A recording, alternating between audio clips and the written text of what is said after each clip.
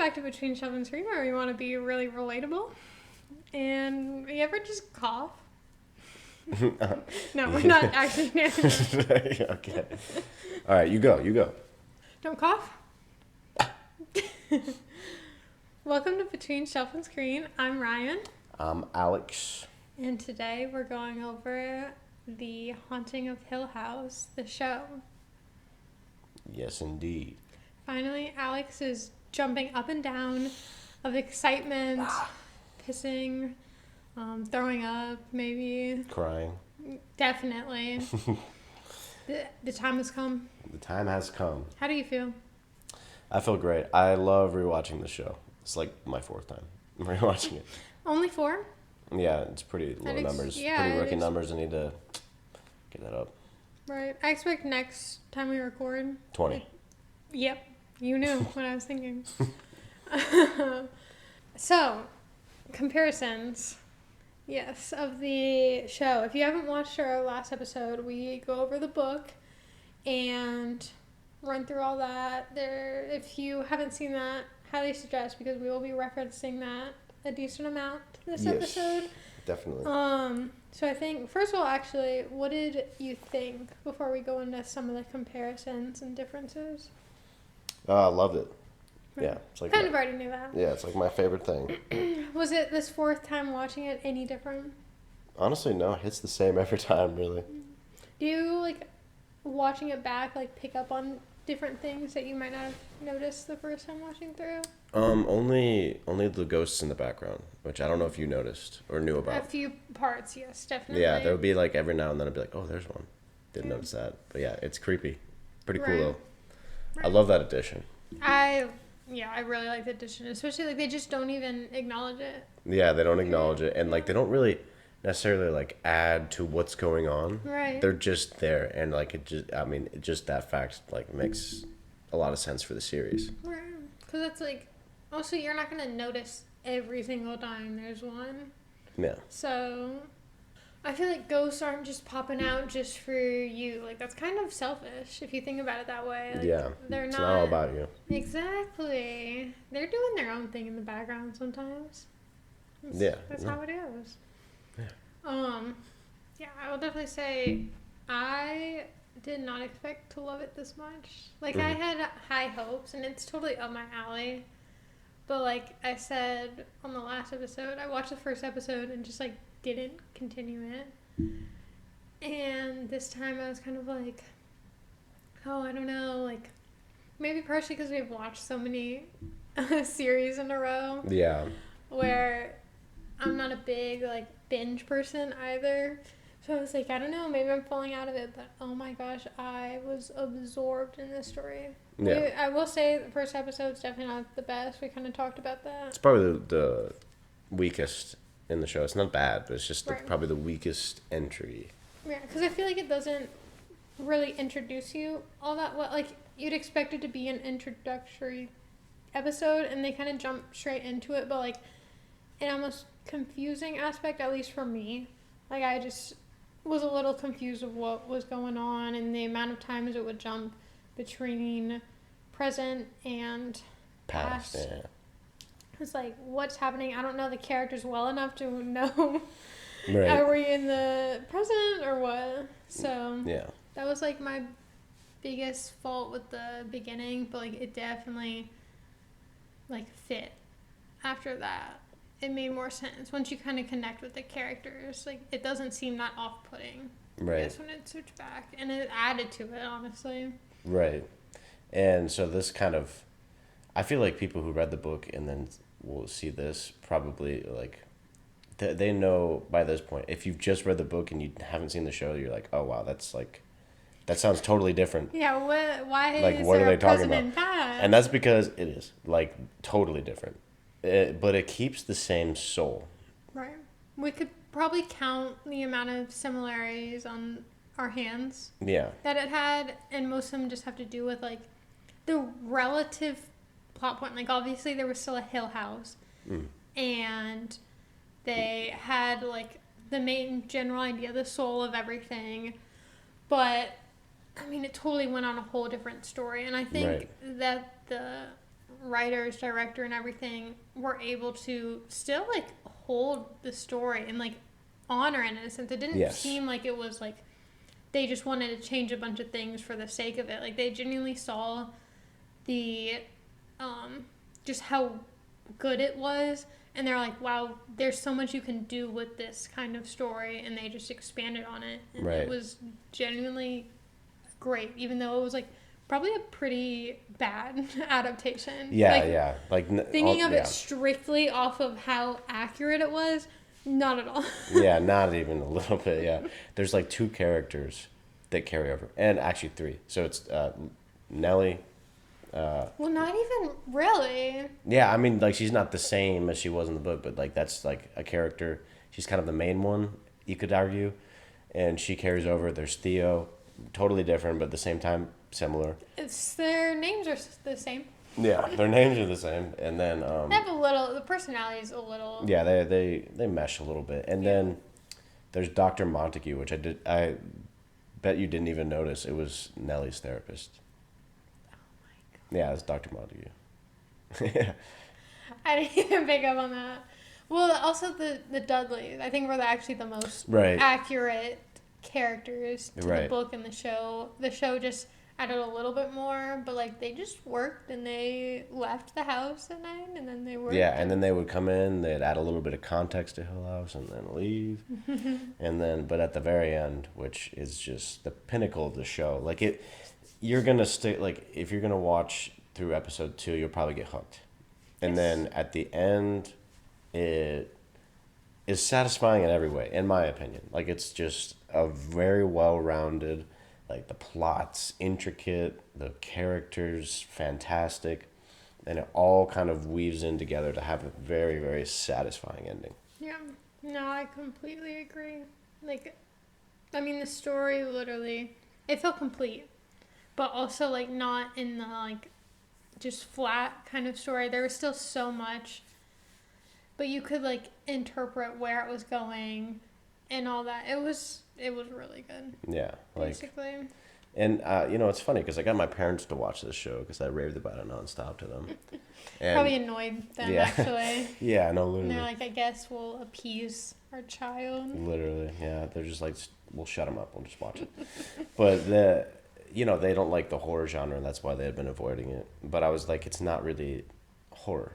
It's like, it is, but it's uses as a tool, which I think all horror, like things in the horror genre, all those good movies or good stories, they always use horror as a tool rather than like a main plot point and that's what makes it good.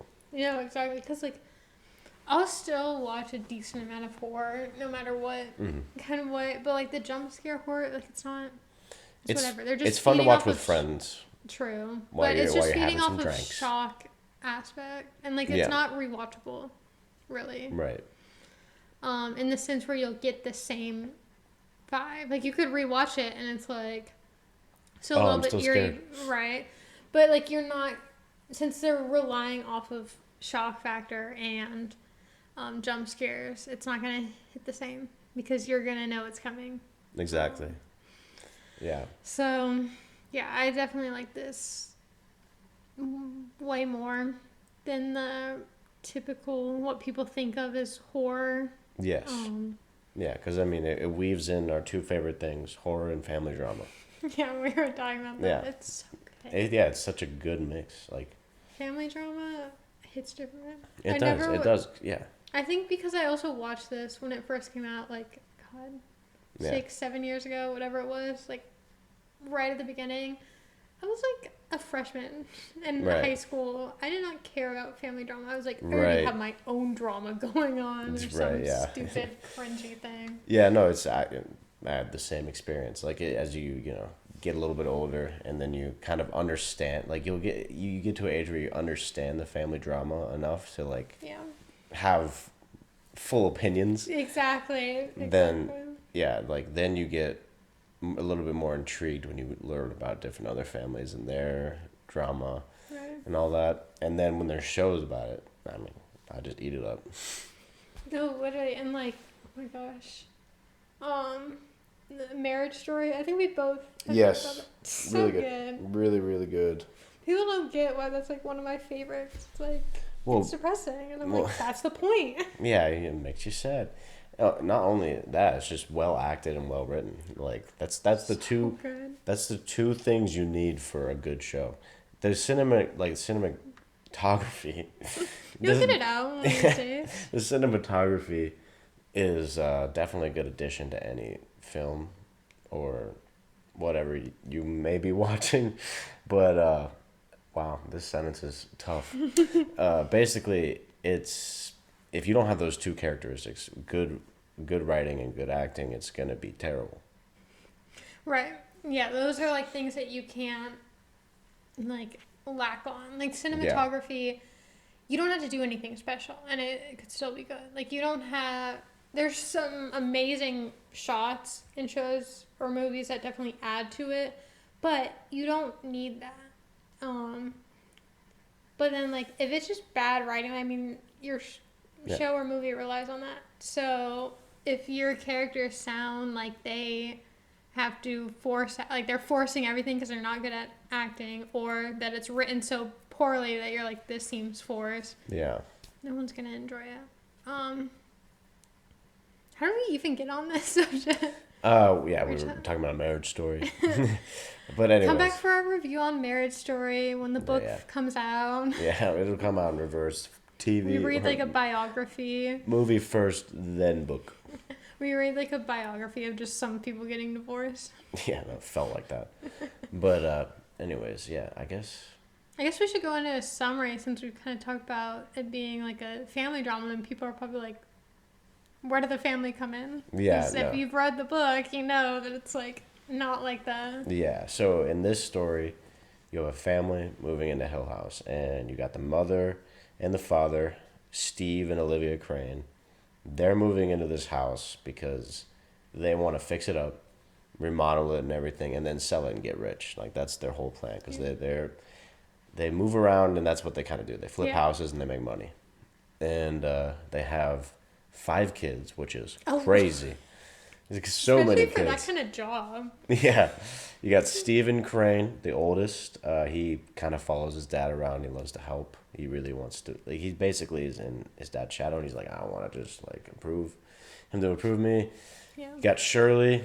She's the oldest sister, kind of independent, does her own thing. Is a little bit annoyed with everybody else. Then you got Theo, which is the middle kid. Middle kid. I won't explain too much about her because it's very interesting. We'll get into that. But basically, she likes to dance. She wears gloves. What, the dance never really even got brought back up? It does it a couple times. Like, she's at the club, and then she's in the... Never mind. We'll get into that. Yeah, so then there's Theo. We'll get into her more. And then there's the twins, which, honestly, you could argue... both kind of the main characters of this story. It's Eleanor Crane and Luke Crane. And was her name actually Eleanor? Yeah, Nellie for short. I feel like they just never called her Eleanor. Yeah, no, they never did. But yeah, then they're like the two main characters where, obviously it's the haunting of Hill House. So the haunting really affects them the most. Well, so not like the no, actually, yeah, not them the most. It affects all of them heavily, but them two are like kind of the driving factor of the plot, I want to say. Well, I think they're the most prone to it too. Yes. Because they're children, and it's kind of like going off of that. They kind of have more of a touch with it because they don't they don't believe that it's not real because they're like 6 or something. Yeah, they're much easier to accept this reality. Mm-hmm. And then, obviously the person that gets affected by it the most, you could also argue, is the mom. And yeah, so that's kind of the summary. It's a family drama with a haunting intertwined. And then it jumps between the past where these kids are kids, and then it jumps to their like life in present time where they're all grown up. I mean, right. They're all like adults. Yeah, like in their 40s. Yeah. And it just shows the effects it had on the family, that house, and just how it affected their relationships with other people and each other. Yeah. And yeah. Yeah, so there's a lot of more psychological, and yes. just like I was gonna say generational trauma, but just like trauma from all that. Yeah. It's not really generational, because they were experiencing it too. Right. But yeah, it goes into that. It's heavy. It's a lot heavier than the book. Oh yes, because wow, does it touch on some issues that like are not only just present in like society, but okay, yeah. So back to what I was saying. Yeah, sorry, we just realized our camera. Our podcast for half of it's only going to be audio, so that's fine guys. Though. That's fine. You guys like blank screens, so. I thought that's why they came here. Yes. That's why I had a screen over us. Yes. Yeah. The like kind of recording is useless. Yeah. Anyways. But okay, so what I was saying, the issues. It touches on a lot of issues that you'll see in like families, specifically sibling relationships, mother and father relationships with their sons, daughters, and all that. But then it also touches on just like issues like depression, addiction, just like a lot of just any just regular problems that everybody will probably encounter in their life, like children, with Steve's case, commitment issues, like a whole bunch of stuff. Yeah, it's just regular people stuff, you know. Gosh, we're watching another thing about just regular old people. Regular old people, Well, apparently we have a type. We just like love hearing about other people's problems. Dude, I love hearing it. So we've described the show. Have we? No. You're right. So want to dive into it? Yeah, I think so. All right. I expect you to dive now that we got our camera back on. I'm waiting. Yeah, so it's like a show. Okay, yeah. No, I think, are we ready to get... Actually, I feel like I say this every time. I'm like, let's get into it, but I'm not going to at the same time. First, though, who would you recommend this to besides people that like this kind of genre? Like someone to try it out for new? I haven't really thought about this question. You recommended it to me. I recommend it to everybody. I really do. True. Yeah, so that's my answer. It's so good. I recommend it to all the moms out there. All mommies. Why do you have to ruin everything I say? It was a legit recommendation. Wait, why though? Why the moms? I mean, the mommy in this one. Shut up. Listen, you're not wrong. Yeah, I'm so right. No, I just feel like give it a shot, girlies, you know? I feel like this is, especially people that aren't into horror because they don't like being scared. I will absolutely recommend this to you. It's a good gateway. But I feel like, I don't know. Like, I feel like it would connect because, like, get the kid aspect of it and just the mom was a huge part throughout this whole series. So, yeah. I saw, all the moms out there. Yeah, all the moms. I saw a lot of similarities in the parents in that show and my parents in a good way. Like not the end. We will get into that, but not the end. But like just their relationship that they had with each other. Yeah. They were really good together. I think we should get into spoilers now. Okay, let's do it. So we can talk about how great they were. Yes. They had actually no drama, period. Zero. Family drama, non-existent between them. Nope. So, okay, what do you want to get into first? I guess we can just kind of talk about the characters a little bit. Probably would be good. I guess we should introduce them or something. Yeah. Yeah, so, I mean... Characters are, like, the best part. I don't know. This is such a heavy, like, character-driven and plot-driven. Yes. This is a perfect example of meshing them and it working great. But, yes, characters. Okay, shoot. Who's your favorite? That one, I think we both agree on this one. I love Theo. I feel like partially underrated.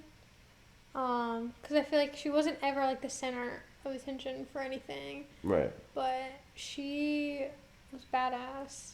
And man, so many things that we'll probably get into. But yes, Theo was my favorite, and I also loved the twins. Their relationship was so good. Yes.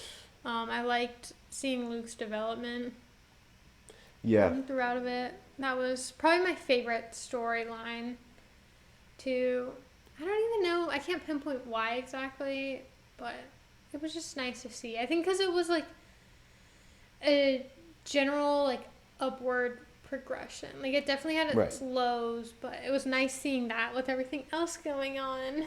Yeah, I think probably the same. I really liked Theo, but it's probably a tie with Nell, because her story was so very, interesting. very, very interesting, and just like you could tell like in that show, that actress, you gotta give her credit, the adult one, and the kid too. The kid did awesome. Like those were good kid actors. Yeah, they were. But now, like that actress, I mean, put aside the fact that I have a huge crush on her, but I feel like she has the ability to connect with like anybody on like an acting level. Like she is so good at like showing emotion. Yes, 100%. So good. Especially like connection kind of emotions, either love or hate or hurt or whatever you have. Like that actress killed it, and the mom too. The mom's actress was really really good. Especially when she just started going off the deep end. Yes. Yeah. So believable. Yes, it literally felt like somebody going just nuts right in front of you. I mean, both of them did such a good job with the slow descent. Mm-hmm. Oh my gosh. Really, really good. Like I said, well acted, well written. It's a recipe for success. Yeah. So should we talk about maybe Nellie first? It's kind of the main character. Because she ties in everybody. And the same name as the main character in the book, yeah, obviously. Yeah. Also, just a heads up, we will reference the book at parts here, but like it genuinely is the show's its own thing. Yeah. So like we're mostly going over a review of the show. If you want to hear about the book, like you'll have to watch our episode from last week. And also, I mean, I feel like this is kind of implied in the way we've been speaking about this show, but I prefer the show. Oh, yeah, I guess we never went over that. Yeah, I prefer the show. Yeah. But the book is still awesome. Yeah. The book is still great. It just doesn't do as much as it could have. Yeah. Like, especially after seeing the show. Yeah, exactly. The show, yeah, I genuinely can't wait to rewatch it. Yeah, right? Like, it's so good. It's very rewatchable. In my opinion, other people would say otherwise, but I think it's very rewatchable. Yeah. So. Nellie. Yes, Nellie. What's the main resemblance between the book character? That she just kind of... I guess she's very codependent. I think that's the big thing. But this version of her in the show, she doesn't think about herself. She's very selfless. Yeah. So she always wants... Yeah. She puts others in front of herself. And then she always just wants the best for it. Yeah, no, she's literally the best. Yeah. And difference from the book, she got married. Yeah. And it was like a happy marriage. Right. Like they were both really loved each other. Yeah. So, other than that, it was just completely different. Because obviously, like, she was traumatized as a kid for a lot of different reasons. And, like, we never really heard any of Eleanor. I'll call book Nellie Eleanor. And then from the show, Nellie, to separate that. But Eleanor, like, we didn't learn really all that much about her past. While, like, obviously we were watching Nellie's progression throughout the whole house as a child and as an adult. You see her whole marriage and everything. That too, yeah. And her, like, relationship between her siblings, which we didn't see that much. Like, she had one sibling. Eleanor had one sibling in the book. And we just know that she hated her. Yeah. After hating her mom. Yeah. And that's about it. So, like, we got to see a lot more of a sibling dynamic. And I guess technically it was a similarity that the siblings, like, kind of hated each other. Yeah. Yeah, they, there's a lot of drama, and that kind of, like, I feel like that can segue into Steve. Steve is the oldest brother, like we said. He's an author, and that's specifically writing about Hill House. He wrote a book in the show called The Haunting of Hill House, and it's about their stories there. But he never actually believed it, which was like he just profited off of it, and that kind of kickstarted his writing career. He's very successful. Yeah. He probably is the most loaded out of all of them. No, not probably is. Well, I don't know. Theo's a doctor, and she, like, didn't pay for a house. That's true, yeah. She was just freeloading. Yeah. No bills. But yeah, no, I mean, she's probably making decent money, but not that good. I mean... Yeah, she's dealing with children, like, social service. I don't know. I think she was a child therapist, private, but... Yeah, she's probably private, if she's going to make any money. Yeah. But, Steve's the most loaded, and he's... Like, they're all so interesting. And, like, Steve is definitely up there as far as, like, when I think of the characters there. Like, he is, he's underrated because at the same time, he very much so has, like, this superior, wow, look at me, fumbling that word, too. But, he has a very much so feeling of superiority because he feels like he witnessed everything in Hill House and... saw it for what it was, and he thinks it's just everybody there has a mental illness, like their family. So he looks down on, like, the other family members because they don't see it as that. Right. And he had his own issues, but I think he was the most functional of everyone else. Yeah. And he definitely wanted to shove that in everyone else's face. Oh yeah. And irritating. And then the book was a big source of contention between all the siblings. Yeah. Because he wrote the story. I don't think he was, like, disrespectful, but, like, they saw it as, like, hey, this is, like, our lives, and you're profiting off of it. Yeah, and he, like, straight up lied because he wrote in everything from the main night, where I assume was probably the climax of his book, where they're all leaving Hill House, and then his mom ends up dead, everything. And he, like, just writes a whole story even though he was asleep for all of it. And knew nothing that was going on. He somehow, like, had all these experiences of the ghosts in the house. And so they, like, called him out, saying, like, "Why? You don't even believe this, and you didn't even experiencing anything of this. And you're trying to say that this is, like, true telling of it." It's just... It was insensitive, in a sense. Yeah. And, so some of the siblings confidentially took the money from Steve, like a little bit of the royalties. Yeah. And then some didn't. And that makes Shirley very upset. Dude, look at these segues. Shirley. Look at these segues. But yeah, Shirley is oldest sister. She runs what do you call it? Is she a mortician? No, not a mortician. She's an embalmer. Embalmer, yes. I think that's what it is. She just runs, like, a funeral service attached to her home. And which, negative energy, I feel like. Yeah, but no at the same time, she's doing something good. Oh, yeah, 100%. But, like, I would not want that attached to my home. Yeah, because also, I don't know. You know what? Maybe I shouldn't be saying anything. They're doing good. They're doing good stuff, yeah. And she's, like, oh, man. She's actually pretty complex as well. Even though she's on the lower list of my characters that I, like, enjoyed learning more about, she is very interesting in her own right. Just because the way the experiences shape her in a way that sets her on this path to be an embalmer.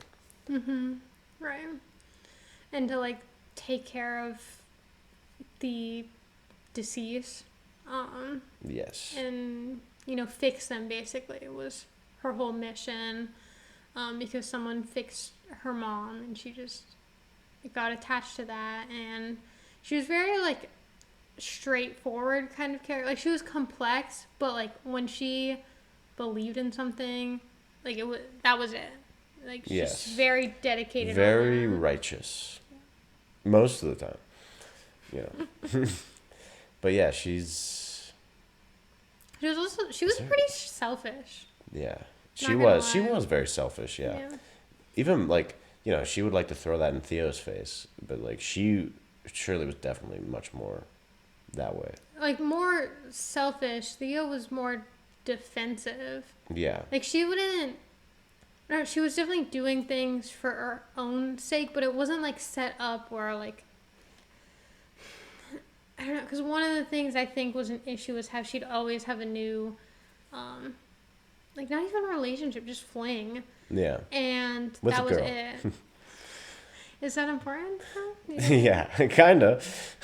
A little bit. She'd have a new fling and then like just be like, all right, that was it, you know.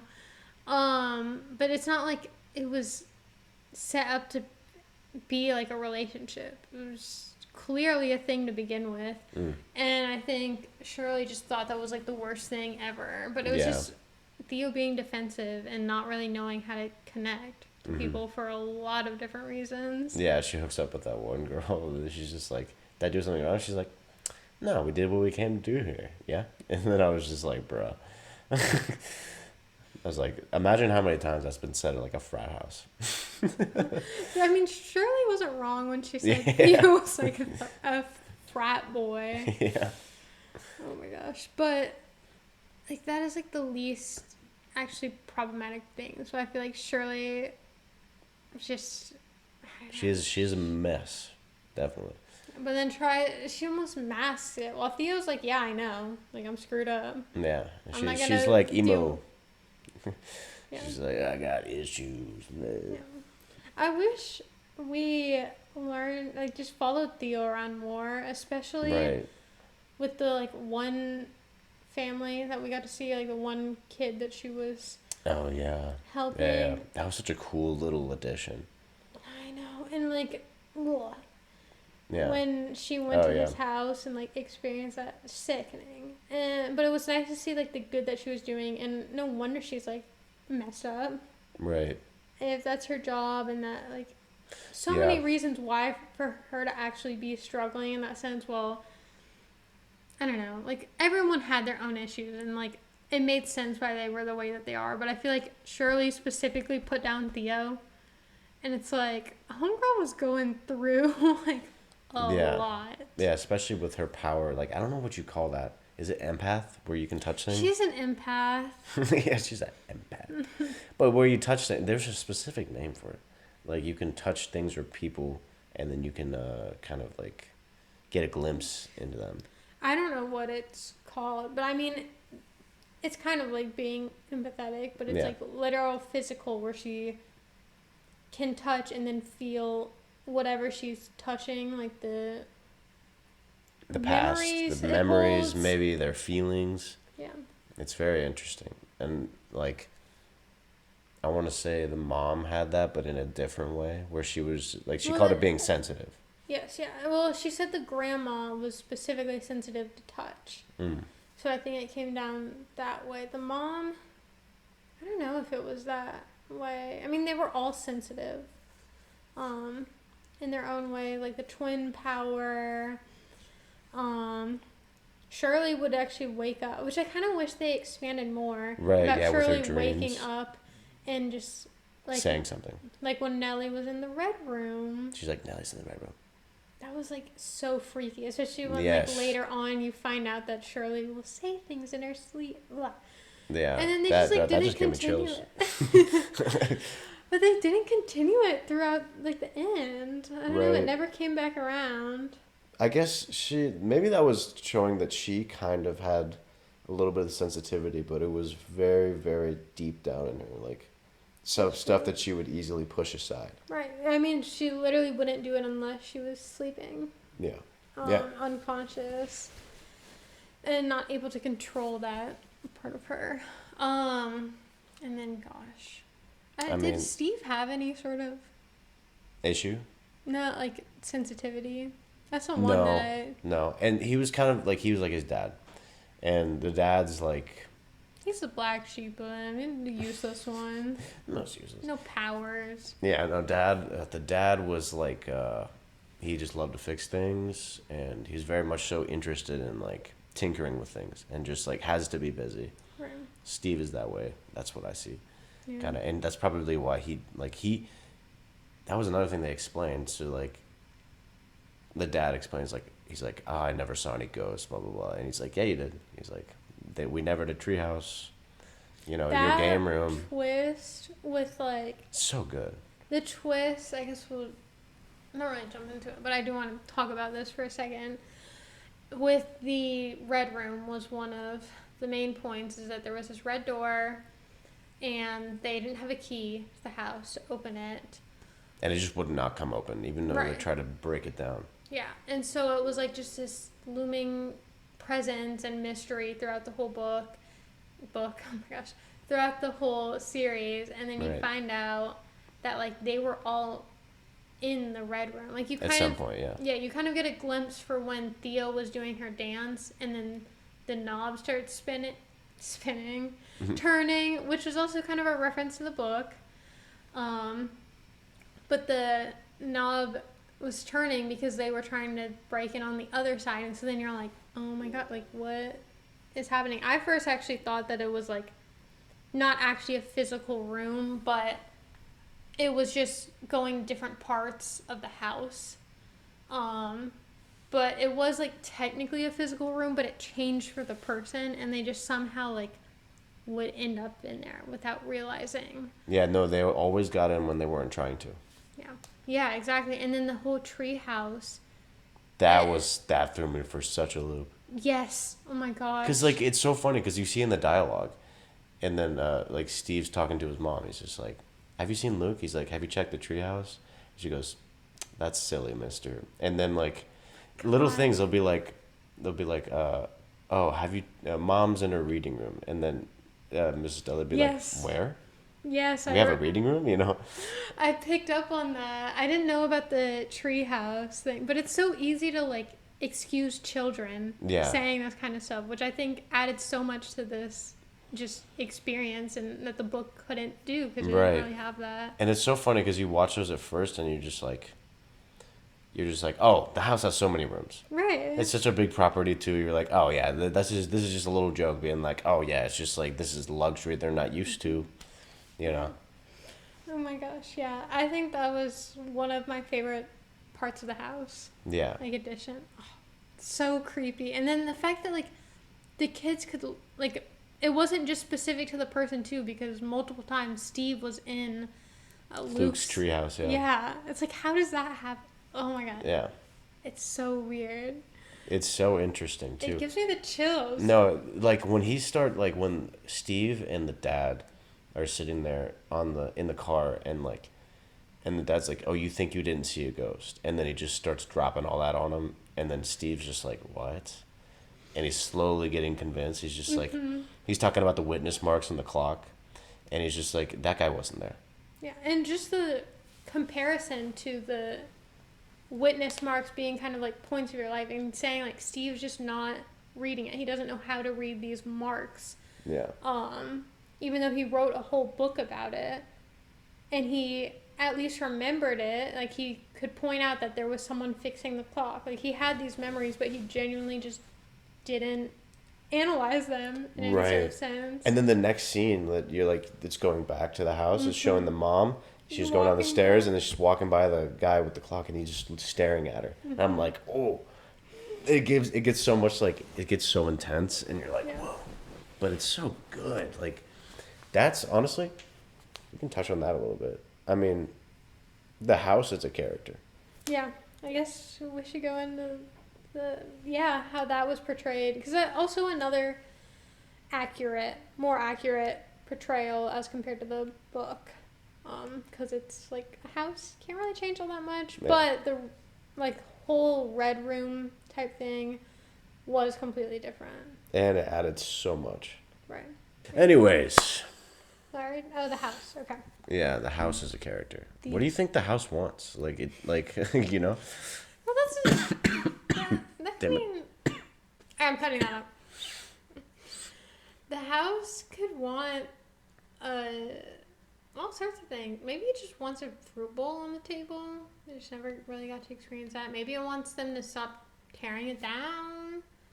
You know, like breaking down its walls. That's not cool. It takes a lot. And there wasn't a therapist there to really like manage that situation.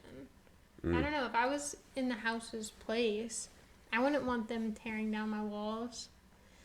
And, you know, so many fans. Like, it probably was chilly. Yeah. That's not cool.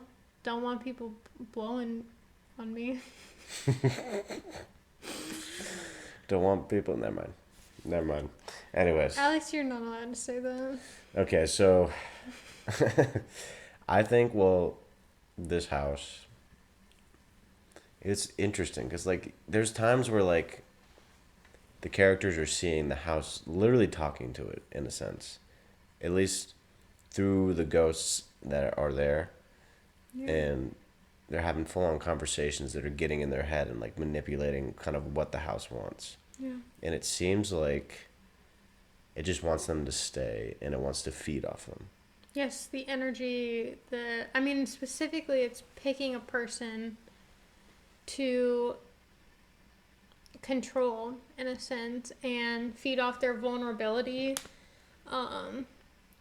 looking at the things that someone, you know, isn't confident about, or whatever it is, and using that against them. Specifically the mom, who was, like, you know, very vulnerable when it comes to her children, and would do anything for them, and that was, like, kind of her downfall. Mm-hmm. Because the house gave false claims, like, if you kill them here, essentially, they'll wake up, and the world outside isn't real. Right. One thing that was different that I wasn't necessarily, like, I don't know, I just wish they expanded this in the show, but, like, the actual architecture of the building, like, I liked the part where it was, like, everything was made to just be wrong. Like, slightly wrong, where it's not that noticeable, but it's uncomfortable. Right. And that wasn't really a thing in the show. And I feel like that added a lot of personality, because it's, like, easily making people negative, in a sense, because of the unnatural just area that they're in, and them being, like, uncomfortable is a easy, vulnerable state. Mm-hmm. So... yeah, we didn't really get that. I guess there's not too much to say about the house. Like, is being, like, a character, looking at it through that lens. Like, there's a lot to say about the house, but... Well, I feel like it kind of breaking down. Like, I mean, everything they did to work on it, like, just backfired. And it was just almost wrecking itself, which was an interesting, you know... and wanted them to stay there longer. Right, and just, like, that it was kind of...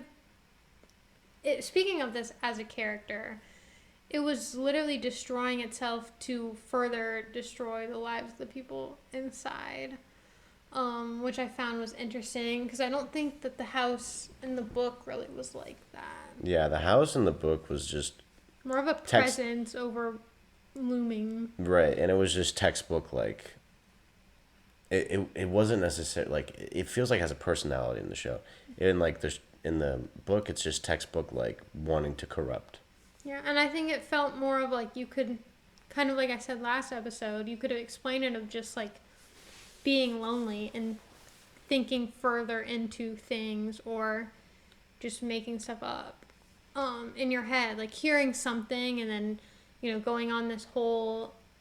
explanation that leads to, like, the houses doing all this, but because it was so, like, minor, while this show literally had actual visible spirits, and I don't know, it just seemed more forward in the show, I guess. Right, and the spirits are interesting too, because a lot of them, they just seem kind of lost. Yeah.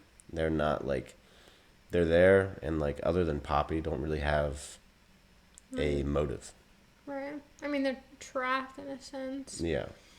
And I think that was, again, the goal of the house. You know what spirit that we never really saw was like the actual, like, Mr. Hill.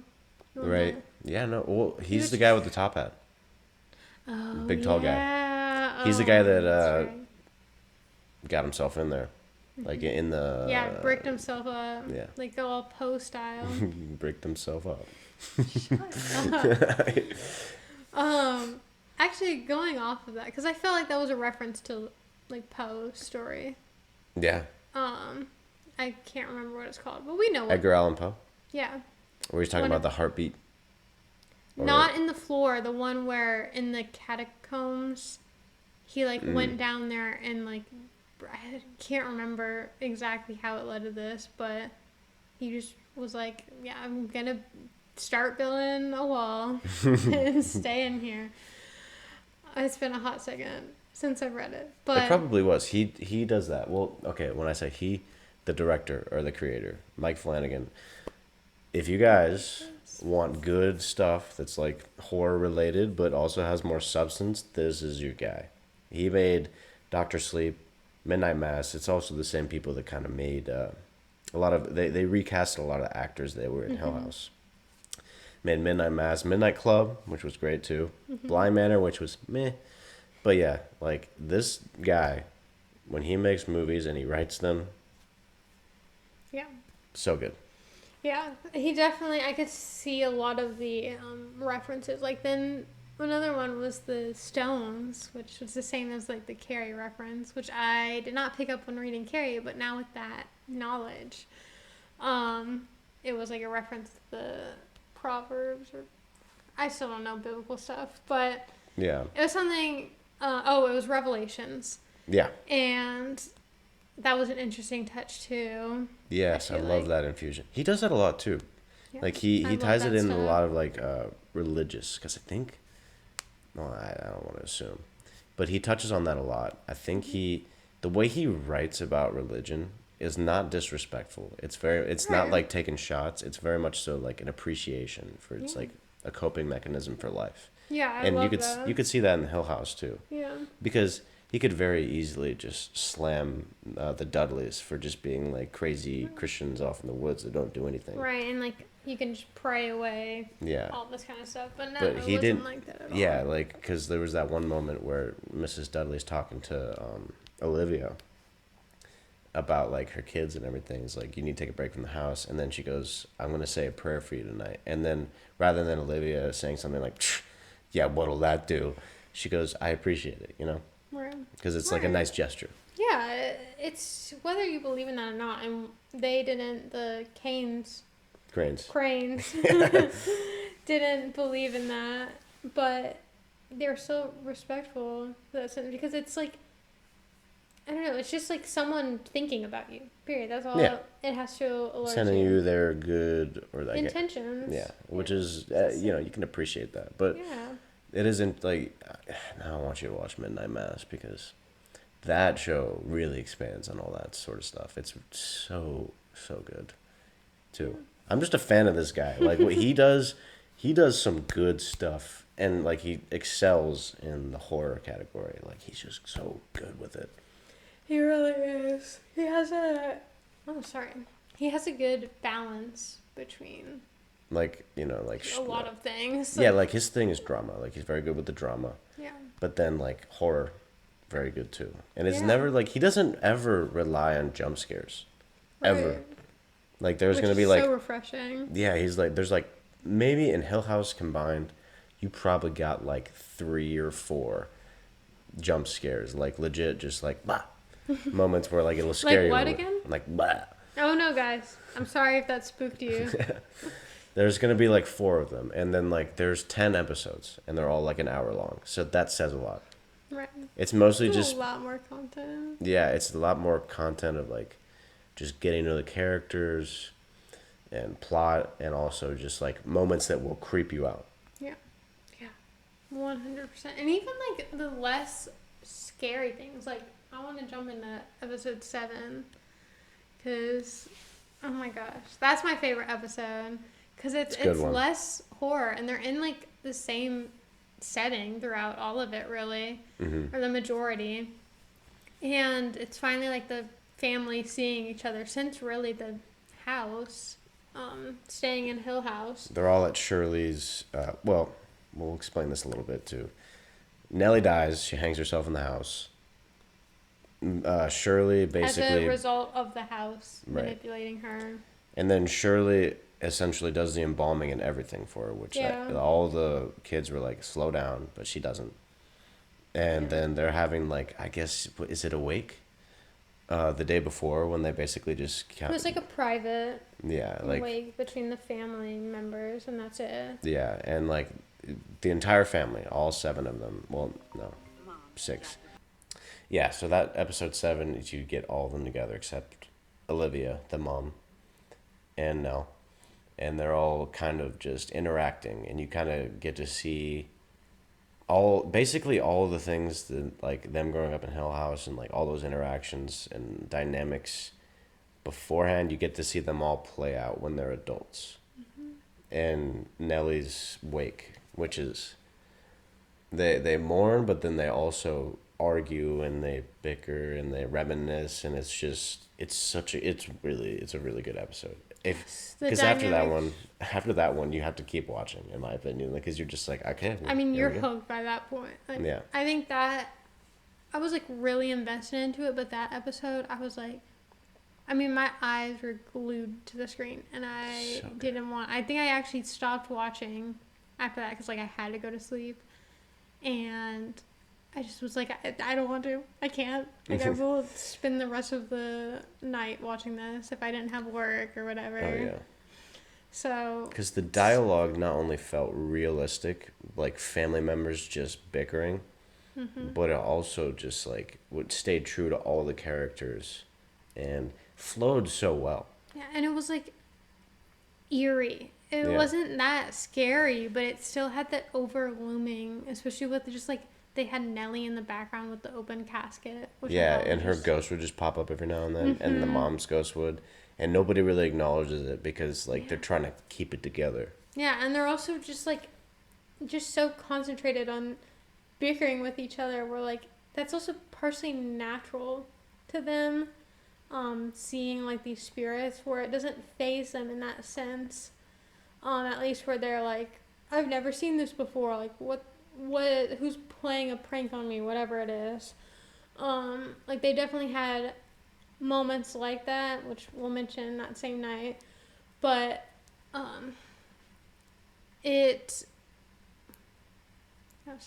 I lost my train of thought. But they, like, are just so focused on just, like, digging into each other and calling out one another's different problems, which just makes it so interesting, because it's also, I keep saying it's also, like, there's just so much to piece or take from this. Yeah. But I think the dad really stole the show. Yeah, definitely. And, like, you can tell they aren't really, like, they all met up for Nellie, but then they're not really focusing on her at a certain point, which is just such a weird dynamic, too. But yeah, the dad, seeing him, that was the first time we really actually saw him as a grown up, or in the present tense, I guess. Yeah, he was so awkward, I think, as you mentioned. Yeah, he can't express anything, really, fluidly. He's so bad at it. Yeah, and he can't explain anything, and then he's always like, but I did it for you guys. Yeah. It's like, you start to get irritated with him, too. Yeah, because you're just like, dude, if you would explain a little bit. Yeah, just give something. Yeah. And then I feel like when the button showed up on Nellie's eyes, that, like, gave me chills. Like, I wasn't expecting that. And it's not even that scary. It's just, like, they all start just attacking each other. Yeah. That's one of the times where they're like, oh, someone did this. Yeah, Shirley's, like, just losing it. And, like, then and at the end, it ends with the casket falling, because I guess that's creepy. And then the storm stops and the lights turn back on. Yeah, and then everybody comes together at the end, and they're just sad that their family member's dead. Yeah, they finally at least come together to pick up the casket and, you know, help their sister. Yeah. It's so good. Like, that episode is just well done in every way.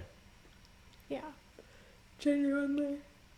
Like, when the dad goes off by himself to try and be helpful when the lights go off, and he sees Nellie, he's just like, he's kind of losing a little bit, and then perfect transition right into a back, like a... When he's, like, calling out to her, and then it's... Yeah, then it's Hill House. Then he's literally walking in Hill House, and then into a scene from the past. Yes. I love those. There were some, like, amazing transitions. So good. Oh, my gosh. I'm so disappointed that I didn't watch this sooner. I know, yeah. I rave about it, and they're like, oh. Like, it's so funny. People are like, oh, I heard about that show. And then they'll be like, oh, yeah, I watched the first episode. That's literally every single time. They're like, I watched the first episode. Didn't really like it. And I'm like, dude, watch the next one. It was pretty popular the time it came out, and then you literally didn't hear anything about it afterwards, which is so weird to me. Which is just such a bummer, because I was like, where's the fandom for this? I want to get to know other people who loved it. Yeah. So I guess we're recommending this or whatever. Yeah. Yeah, I really don't have, like, critiques. Right. I guess... Should we talk about the end? And then maybe wrap this up? Because even if you've watched this fully through and we've spoiled, like, half of the surprises, still watch it. Yeah. Like, if you haven't seen it yet, there's still so much that we haven't touched on. Because, I mean, it's 10 hours worth of content. We cannot work through everything. No, legit. We've barely even talked about the parents. Right. Yeah. Yeah. So the end. It starts with right after Nellie's funeral. Luke steals Theo's keys, and then he takes a bunch of gas, and then goes to Hill House, because they're in Boston at that point. Mm-hmm. So they're close enough to the house. So he drives out there, and he gets the keys, and he gets like a bunch of gas, and then he tries to burn it down, and the house obviously doesn't allow that. So then the house essentially takes... It's pretty crazy.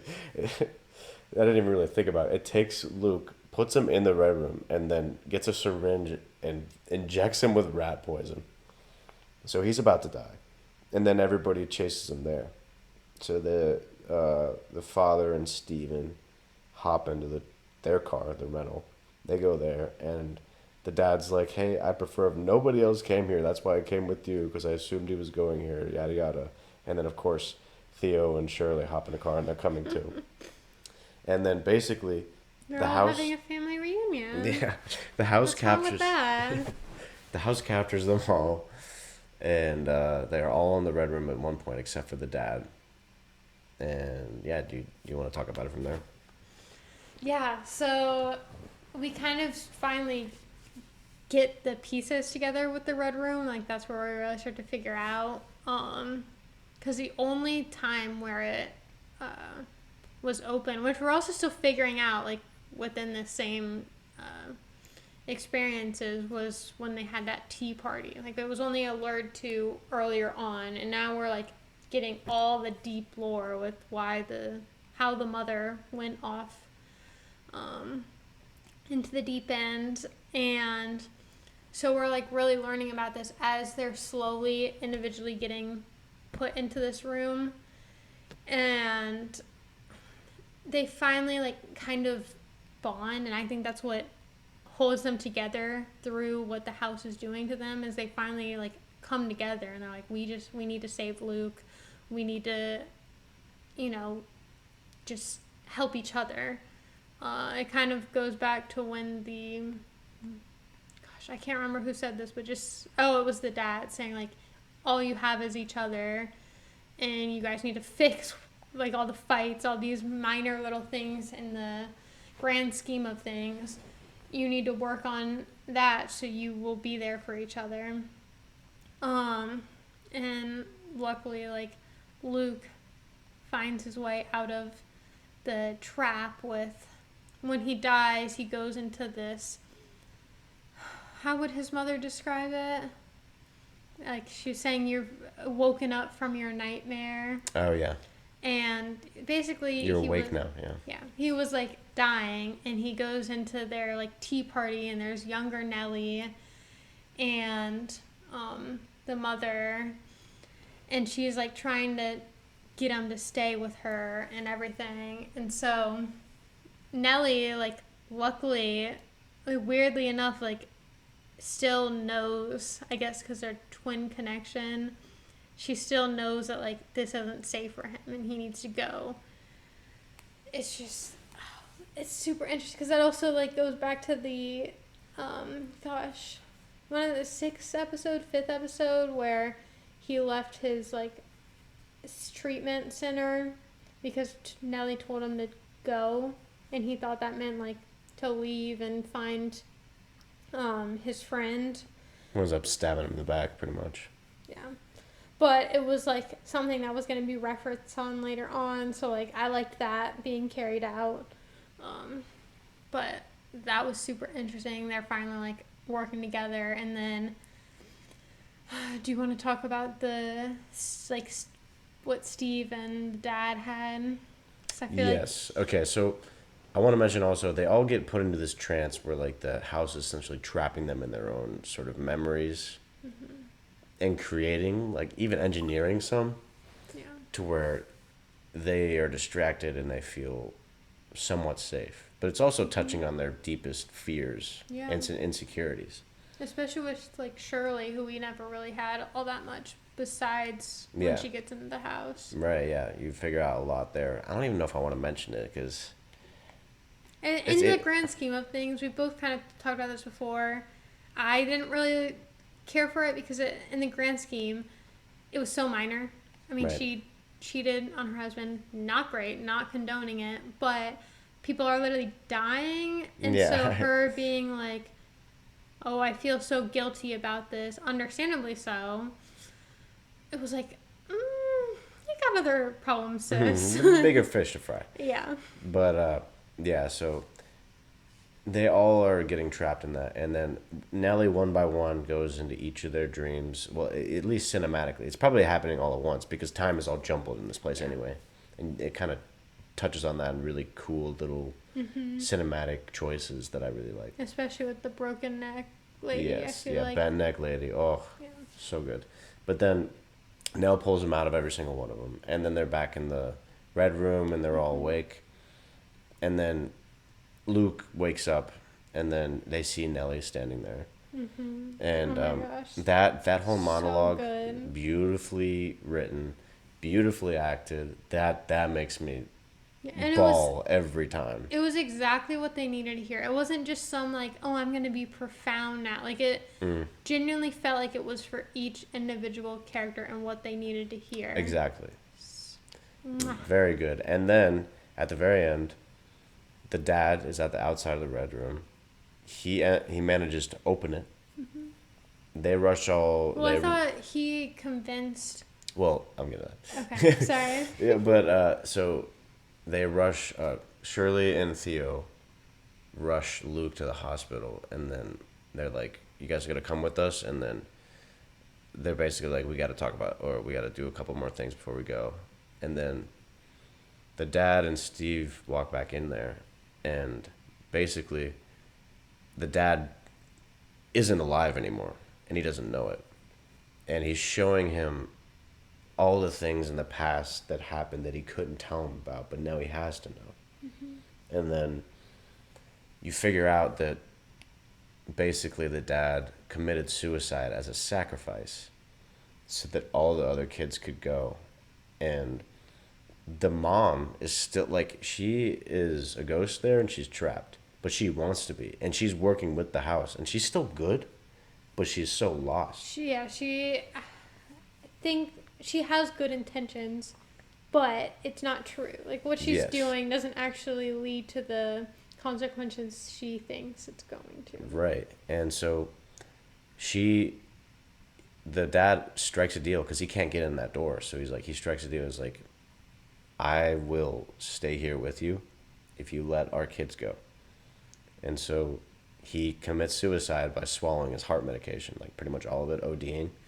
And then Steve figures that out. And then it ends with him walking out of the door and all the ghosts behind him just watching him.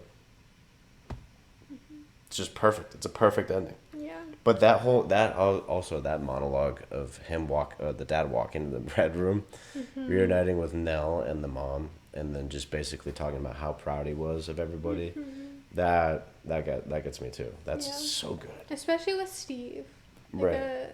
I mean, that's who needed to hear it the most. Like, I feel like everyone else was somewhat understanding of the dad. Yeah. Like, he just... Yeah. It's so good. Really, really good.